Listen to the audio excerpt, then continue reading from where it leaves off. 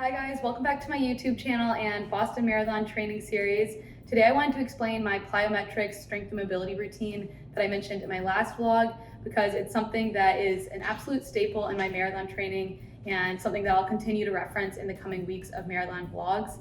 So I wanted to explain it a bit further because it's something that has made such an impact to my training this block. I didn't do it in my last block and it's completely new to me, and I've noticed such an increase in strength and mobility and just generally feeling really good on my runs, and knock on wood, always knock on wood, but just I've noticed it's made a big impact to my stride and just all of the good things: strength, mobility, injury prevention, stride. If you've watched my other videos, you know I usually do these after a run. So if you're not a runner and you're doing this exercise, just make sure you warm up adequately because it is a very explosive movement and you want to make sure you're adequately warmed up. And I also usually do these for 60 meters and do 2 reps of each drill. So make sure you find a really flat space to do this. I usually like to do these on a grass field, a track, sometimes a road, one time down my apartment hallway, which I would not recommend. But yeah, just make sure you find a flat area that is relatively quiet. You don't want to have a ton of people around for most of these, but especially one, which I'll get to in a second. For the purpose of demonstrating the exercise today, I'm just going to do a short little burst, but I would recommend doing these for 60 meters and doing 2 reps of them. All right, let's get into it. I'm going to show you each exercise from the front and side so that I can show you the form, and then we'll combine it into the actual movement. The first one is skips for height. So just like normal skips, except really focusing on exploding up and trying to engage your calves and really drive your arms to maximize height.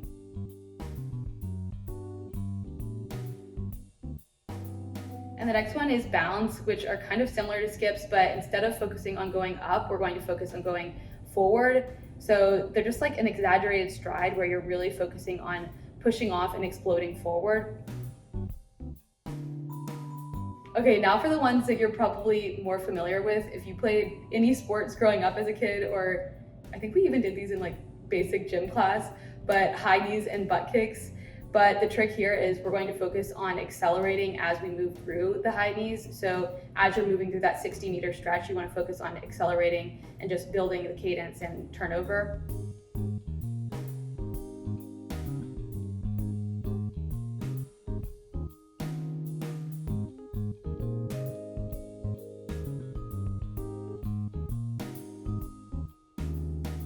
All right, this next one is one of my favorites, but I will say it is the first to go if I can't find the perfect environment to do it in.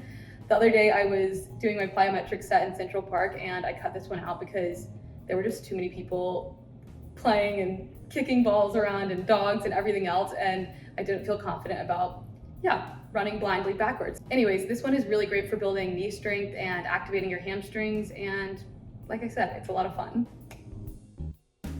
Okay, moving from favorite to least favorite, I don't know, frog jumps are growing on me. They definitely had the longest adjustment period because they are the hardest in my opinion out of all of these. So this one is 2-legged frog jumps. So again, we're focusing on exploding up and out. And just be careful doing this one and really focus on absorbing the impact in your quads and trying to land relatively quietly.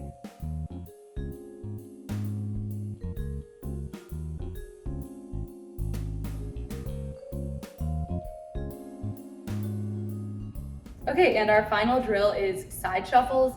These again help build knee strength and stability, and honestly it's just great as a runner to not be moving forward for once.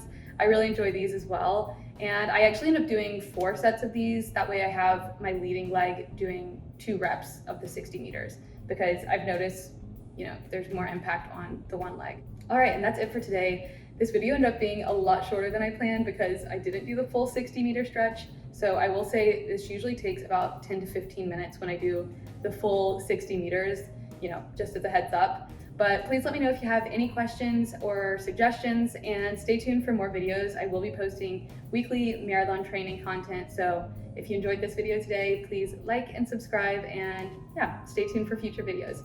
Thanks for watching and have a great day.